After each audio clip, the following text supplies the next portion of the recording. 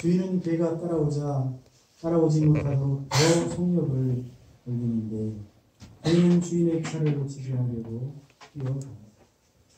많은 차들이 오가는 도로였고 참으로 사고의 위험이 높은 그런 상황이었지만 개는 주인이 탄 차를 바라보고 달려갔습니다.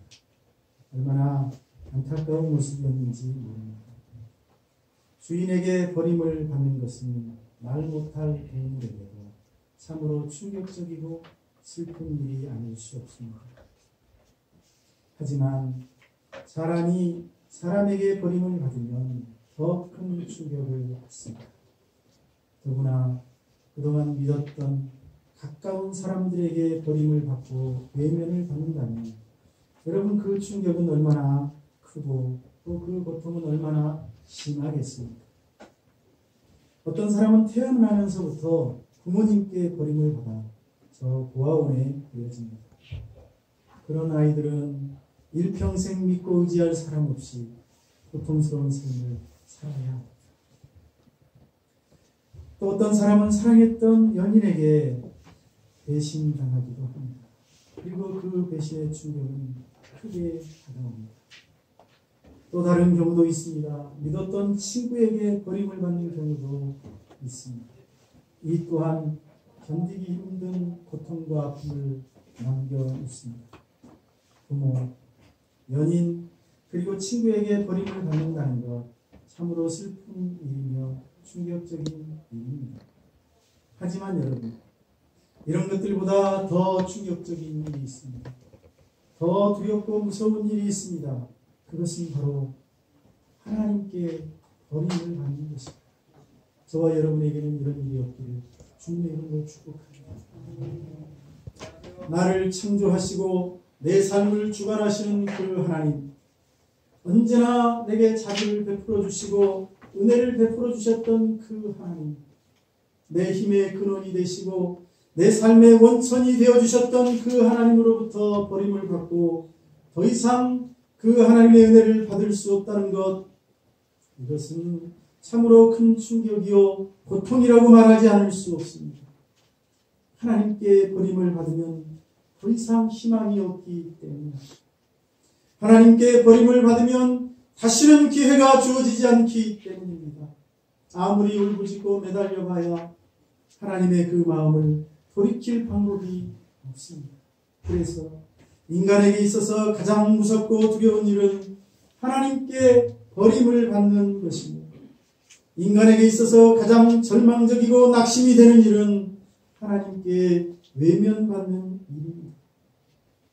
사람에게 버림을 받으면 충격이 크기도 하겠지만 그래도 그 충격을 극복할 가능성이 있고 고통스럽기는 하지만 그래도 얼마쯤 시간이 지나면 그 고통에서 벗어날 희망이 있습니다. 하지만 하나님께 버림을 받으면 더 이상 희망이 없습니다.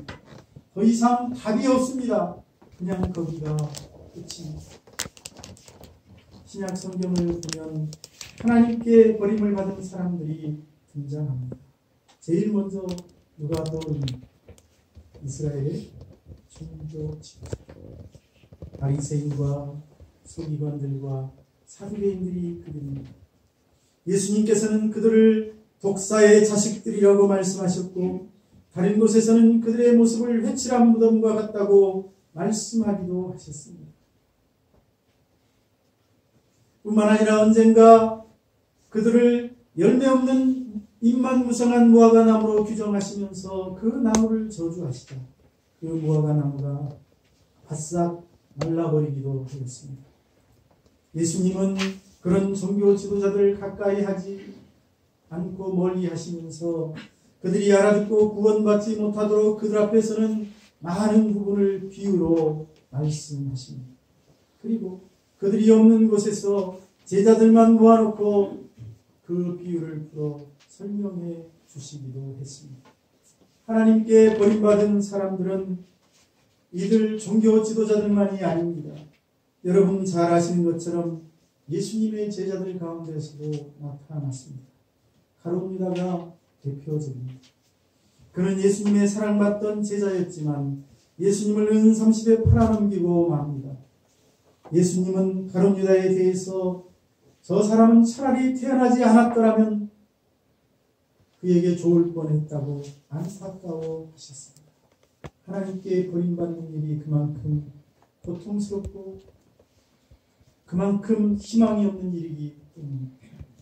오늘날도 교회 내에서 얼마나 많은 가룟 유다들이 자신의 작은 자존심과 이익, 체면을 지키기 위하여 스승을 공격하고 가십거리로 만들어 팔아먹는지 모릅니다. 초대교회에도 하나님께 버림받은 사람들이 보입니다. 아나니아와 삽비라 부부가 그들입니다.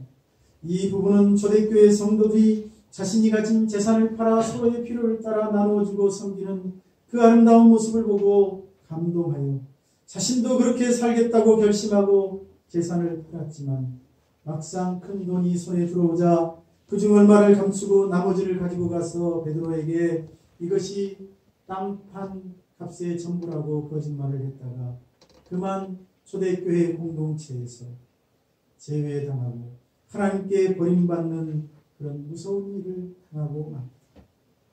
택함받은 하나님의 자녀들이 버림받았던 이런 가슴 아픈 일들은 신약에만 나타나지 않습니다. 구약 성경에도 찾아볼 수 있습니다. 여러분, 가나안을 이스라엘 자손들이 정복해 들어갈 때 여러분 아간이라는 사람 아시죠? 여리고성은 가나안 땅에 들어가서 처음 차지했던 첫 번째 성으로 하나님은 여호수아에게 그 성을 쳐서 멸하되 그 성 가운데 있는 모든 것들을 하나님께 온전히 바치라고 말씀하십니다. 사람과 짐승은 모두 잡아 죽이고 물건은 어떤 것도 취하지 말고 여호와께 온전히 바치라고 불쌍히 여기지 말고 진멸하라고 말씀하셨습니다. 하나님은 그 여리고성을 가나안 땅에서 취한 첫 열매로 받으시기를 원하셨던 것입니다. 하지만 아간이라는 사람은 시날산의 아름다운 외투 한 벌과 은 200세겔과 무게가 50세겔 정도 되는 금덩이 하나를 보고 그만 욕심이 생겨서 그것을 몰래 가져다가 집에다 숨깁니다. 하지만 그것을 하나님이 보고 계셨습니다. 하나님께서는 그것 때문에 이스라엘로 하여금 그들이 충분히 이기고도 남는 아이성 전투에서 처절하게 패배하게 하시고 아간이 하나님의 명령을 어기고 감추었던 그 일을 만천하에 드러내십니다. 그리하여 그의 모든 가족과 자녀들 잡혀서 그의 모든 짐승들도 잡혀서 죽임을 당하고 그의 모든 소유물은 그가 숨겼던 것 대신에 하나님 앞에 불태워져 천년내로 바치어집니다. 이 얼마나 가슴 아프고 끔찍한 일이었습니까? 결국 이는 하나님의 선택을 받은 이스라엘 백성 중 하나였던 아간이라는 사람이 하나님께 버림을 받고 더 이상 하나님의 백성이라 칭하지 못하게 되는 그런 눈물 흘릴 수밖에 없는 그런 사건이 되었습니다. 그런데 이런 일들은 제사장 중에서도 일어납니다. 엘리 제사장. 엘리 제사장은 사무엘 선지자가 어려서부터 섬겼던 분입니다. 하지만 엘리는 신실한 제사장이 아니었습니다. 유감스럽게도 그는 영적으로 둔감하고 육적으로 비둔한 사람이었을 뿐만 아니라 자식들이 오만방자하게 행하면서 백성들 앞에 군림하고 하나님 전에 드리는 제물까지도 마음대로 손대는데도 버려두고 방치했다가 하나님께 버림을 받습니다. 결국 그는 한 번도 빼앗긴 적이 없는 하나님의 언약궤를 블레셋 군사에게 강탈당하는 것을 지켜보아야만 했고 그 사건 때문에 두 아들 홈니와 비느하스가 한날에 죽임을 당하고 자신도 의자에 앉아있다가 뒤로 넘어져 목이 부러져 죽었습니다. 그 모든 후손들은 모두가 다 젊어서 죽는 그야말로 저주받은 가문으로 전락하고 말았습니다. 그리고 그 집안 대신에 하나님은 어린 사무엘을 제사장으로 그리고 선지자로 세우십니다. 그런데 이 참혹한 사건이 채 잊혀지기도 전에 하나님께 버림받은 또 다른 사람이 곧바로 나타납니다. 그 주인공이 본문에 나오는 사울이라는 사람입니다. 사울은 많은 사람들 중에서도 특별히 하나님으로부터 사랑을 받고 선택을 받았던 사람, 그래서 이스라엘의 초대 왕으로 세움을 받았던 사람입니다. 하지만 오늘 말씀 23절은 여호와께서 왕을 버려 왕이 되지 못하게 하셨다고 말씀하고 있습니다.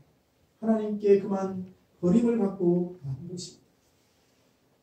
오늘은 사울이 왜 하나님께 버림을 받게 되었는지, 우리도 사울처럼 하나님께 버림을 받는 비운의 주인공이 되지 않으려면 어떻게 해야 하는지, 하나님께 마지막까지 사랑받는 일꾼이 되려면 어떻게 해야 되는지를 살펴보면서 은혜를 나누고자 합니다.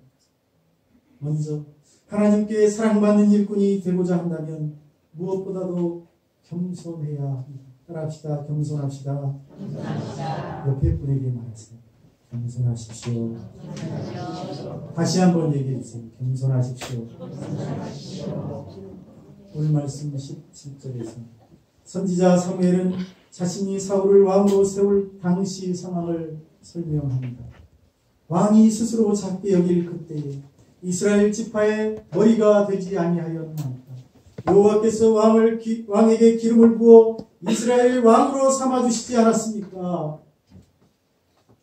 사무엘은 사울이 겸손했을 때 하나님이 그 모습을 귀하게 보시고 그를 왕으로 세워주셨다고 말하고 있습니다. 그런데 이 말은 현재 사울은 겸손하지 않고 교만한 사람이 되었다는 그런 배경을 깔고 하는 말입니다. 사실 사무엘의 말처럼 사울은 처음에는 겸손했습니다. 사무엘 선지자가 하나님의 명령으로 사울에게 기름을 붓고 그를 하나님이 이스라엘 왕으로 삼으라고 했다고 말하자 사울은 이렇게 말합니다. 나는 이스라엘 지파의 가장 작은 지파 베냐민 사람이 아닙니까? 또 나의 가족은 그 베냐민 지파 중에서도 가장 미약한 집안입니다. 그런데 당신께서 어찌하여 내게 이 같은 말씀을 하십니까? 사울의 이 말은 자신은 이스라엘 12지파 중에서 가장 작은 지파에 속한 자이고 자기 집은 그 작은 지파 중에서도 가장 미약한 가정에 속한 사람이기 때문에 자신은 나라를 다스릴 자격이 없고 왕이 될 자격이 없는 사람이라고 정중하게 사양하는 말입니다. 그뿐만이 아닙니다. 사무엘이 왕을 세우기 위하여 이제 이스라엘 모든 백성들을 모아놓고 미스바로 모이게 해서 제비를 뽑아 나갈 때 사울은 용기가 없고 또 부끄러워서 짐 보따리들 사이에 숨어 있을 정도였습니다. 그렇게 겸손하고 순박했던 그가 오직 하나님의 은혜로 왕이 되더니 교만해졌습니다. 그가 얼마나 교만하게 행했던지 하나님께서 사울을 왕으로 삼은 것을 후회하시면서 내가 그를 버렸다고 선언하실 정도가 됐습니다. 그리고 그 사실을 들은 사무엘 선지자는 하나님께 버림받은 사울의 그 비극적인 운명을 생각하면서 밤이 새도록 통곡하며 사울을 위해 기도합니다. 사랑하는 여러분, 교만하면 버림을 받습니다. 교만하면 사람에게도 버림을 받을 뿐만 아니라 하나님께 버림을 받습니다. 그래서 성경이 교만은 패망의 선봉이요 넘어짐의 앞잡이라고 말씀하고 있는 것입니다. 그러므로 하나님께 사랑받는 일꾼이 되고자 한다면 마지막까지 하나님의 사랑을 듬뿍 받고 살아가기를 원하신다면 겸손하시기를 권면합니다. 특별히 직분이 올라가고 신앙의 연조가 쌓여갈수록 더 낮아지고 더 겸손해져야 합니다. 그것이 하나님께 사랑받고 복을 받는 비결임을 가슴속에 새기시기를 주의 이름으로 축원합니다. 또한 우리가 하나님께 버림을 받지 않고 사랑받는 일꾼으로 살아가려면 순종해야 합니다. 따라합시다. 순종합시다. 이번에는 더 부드럽게 옆에 분에게 잘못 얘기하면 상처를 받아요. 순종하지 않으면 할지 모릅니다. 우리 다 하는 얘기지만 확인하는 차원에서 부드럽게 순종합시다 얘기를 하겠습니다. 시작. 반대쪽에도 시작. 사무엘 3장 본문 18절로 19절에서 사울이 하나님의 명령대로 순종하지 않고 불순종했던 사실을 지적하고 있습니다. 그리고 22절에 가면 여호와께서는 번제와 다른 제사를 그의 목소리를 청중하는 것을 좋아하시는 것 같이 좋아하겠습니까? 순종이 제사보다 낫고 듣는 것이 순양의 기름보다 나으리라니 순종의 중요성을 강조하고 있습니다. 결국 이 말씀은 하나님은 예배나 찬양이나 예물보다 순종을 더 귀하게 보시며 순종은 하나님께서 가장 기뻐하시는 예물이라는 사실을 가르쳐주고 있습니다. 사무엘은 순종이 왜 하나님께서 가장 기뻐하시는 예물인지를 이어지는 23절에서 다시 한번 설명하고 있습니다. 이는 거역하는 것은 점치는 죄와 같고 완고한 것은 사신 우상에게 절하는 죄와 같습니다. 여러분, 불순종을 점치는 죄, 우상에게 절하는 죄와 같은 죄라고 표현하고 있습니다. 하나님께서는 그만큼 불순종하는 사람을 싫어하시는 분이라는 것을 잘 표현해주고 있습니다. 여러분, 하나님의 말씀에 불순종하는 것, 하나님께 거역하는 것, 하나님이 하시는 일에 불평하고 원망하는 것은 점치는 죄, 우상에게 절하는 것과 다를 바 없는 일입니다. 이 말씀은 불순종하고 거역하는 것은 하나님이 가장 가증히 여기시는 죄라는 그런 말씀입니다. 그리고 그런 가증한 죄, 불순종의 죄를 지었던 사울은 결국 어떻게 됩니까? 하나님께 버림을 받고 말합니다. 하나님은 불순종하는 사람을 기뻐하지 않기 때문입니다. 그러므로 하나님께 버림을 받지 않으려면 하나님의 말씀에 순종해야 합니다. 하나님을 거역하거나 하나님이 하시는 일에 대적하지 말아야 합니다. 원망하거나 불평하지도 마시기 바랍니다. 부정적인 말은 입에도 담지 말아야 합니다. 그것이 여러분을 축복의 길로 인도할 것입니다. 그것이 저와 여러분이 하나님께 사랑받는 일꾼으로 남을 수 있는 비결이라는 사실을 기억하시기 바랍니다. 마지막으로 하나님께 사랑받는 일꾼, 마지막까지 하나님께 외면받지 않는 일꾼이 되고자 한다면 시선을 하나님께 두십시오. 따라합시다. 시선을 하나님께 두자. 좀 어렵습니까? 그럼 옆에 분에게 이렇게 얘기합시다. 하나님만 바라보십시오. 본문 24절에서 사울은 자신이 여호와의 명령과 사무엘 선지자의 말씀을 어겼던 이유를 구구절절하게 변명하고 있습니다. 내가 여호와의 명령과 당신의 말씀을 어긴 것은 내가 백성을 두려워하여 그들의 말을 청종했기 때문이라고. 사울이 하나님의 명령을 어기고 선지자 사무엘의 말씀도 청정하지 않은 것은 하나님을 바라보지 않고 사람을 바라보았기 때문이며 크신 하나님을 두려워하지 않고 당장 눈앞에 있는 사람들을 두려워했기 때문입니다. 여러분, 사람을 두려워하면 반드시 올무에 걸려 넘어지게 됩니다. 하나님을 바라보지 않고 다른 것들을 바라보기 시작하면 죄악에 빠지고 마침내는 하나님께 버림받고 만다는 사실을 기억하십시오. 아담과 하와가 왜 타락하고 말았습니까? 하나님께 시선을 두지 않고 뱀을 바라보고 뱀의 말에 귀를 기울였기 때문입니다.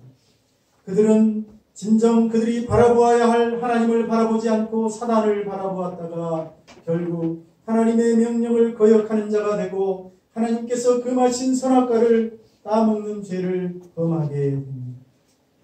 모세가 가나안 땅을 정탐하라고 12명의 정탐꾼을 뽑아 기도하고 축복하며 보냈습니다.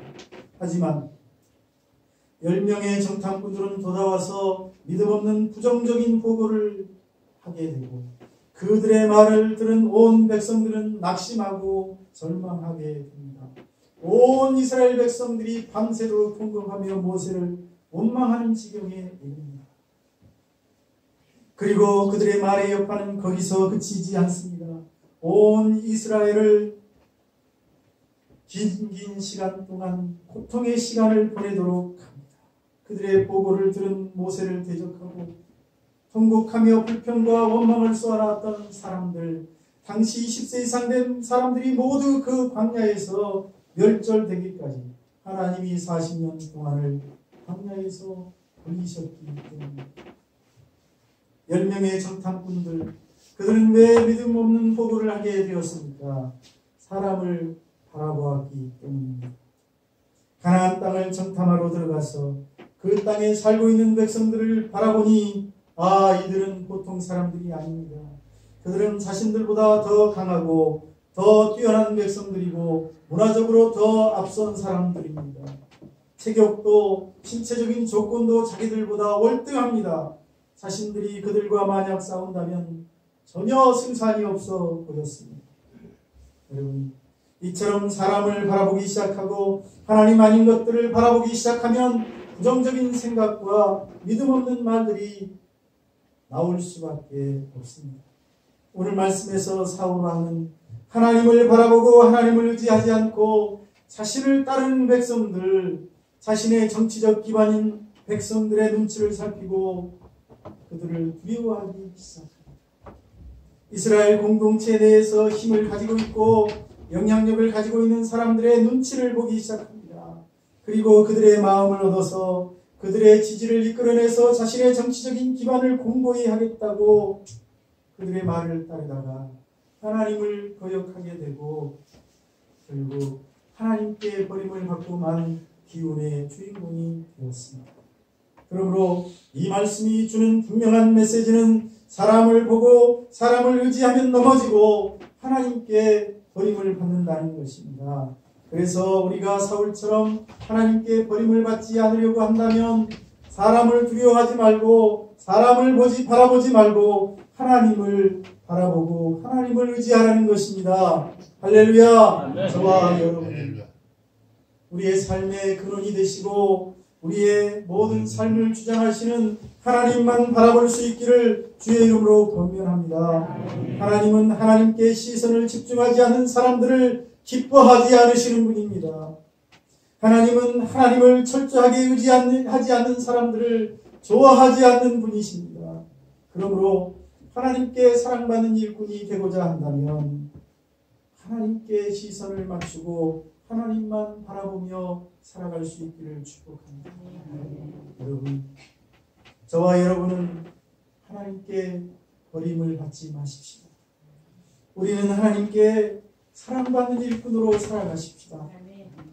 오늘 사울은 하나님의 사랑을 입고 이스라엘의 초대왕이라는 아주 영예로운 자리에 올랐던 사람이었지만 그의 말년은 불행하게도 하나님께 버림을 받고 그의 아들들은 전쟁터에서 전사하고 그 자신은 결국 자살하고 그리고 그의 가문은 저주받은 가문으로 전락해서 오고 오는 모든 이스라엘 후손들 사이에 입에 오르내리고 손가락질 받는 가문이 됩니다.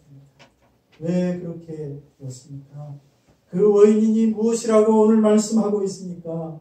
교만해졌기 때문입니다. 하나님의 말씀에 불순종했기 때문입니다.